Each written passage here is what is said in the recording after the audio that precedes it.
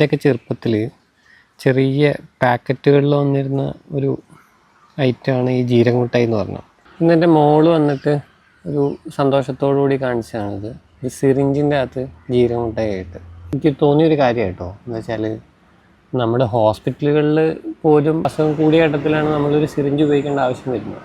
ഇത് 3ലും 4ലും 2ലും 1ലും ഒക്കെ പഠിക്കുന്ന കുട്ടികൾക്ക് കടകളിൽ നിന്ന് 2 രൂപ 5 രൂപ കൊടുത്തു കഴിഞ്ഞാൽ മുട്ടായി ഒക്കെ നിറച്ചിട്ട് കിട്ടുക എന്ന് പറഞ്ഞാൽ അത് എത്രമാത്രം ശരിയാണെന്നൊരു സംശയം തോന്നുന്നു. ഇത്രയും ലഹരിയുടെ പ്രശ്നങ്ങളും കാര്യങ്ങളൊക്കെ ഒരുപാട് നടക്കുന്ന സമയത്ത് എന്തുകൊണ്ട് ഇത് പറഞ്ഞുകൂടാന്ന് തോന്നും. കാരണം കുട്ടികൾക്ക് ഇത് ഈസിലി ആക്സസിബിളായി വരുന്നൊരു കണ്ടീഷൻ എന്ന് പറഞ്ഞാൽ നാളെ സിനിമകളൊക്കെ കണ്ടിട്ട് അവരെ സ്വാധീനിക്കുന്നൊരു വിഷയം കൂടിയാണ് ഇങ്ങനെയുള്ള കാര്യങ്ങൾ. അവർക്കൊരു കൗതുകമായിട്ട് ചിലപ്പോൾ ചെയ്തു നോക്കിക്കൂടായിരുന്നില്ല. ഇത് ആളുകൾ വിൽക്കുന്നത് തന്നെ നിർത്തിക്കഴിഞ്ഞാൽ അവർക്ക് ഒരുപാട് ഇങ്ങനെയുള്ള വലിയ പ്രശ്നങ്ങളിലേക്ക് പോകുന്നത് തടയാൻ പറ്റും.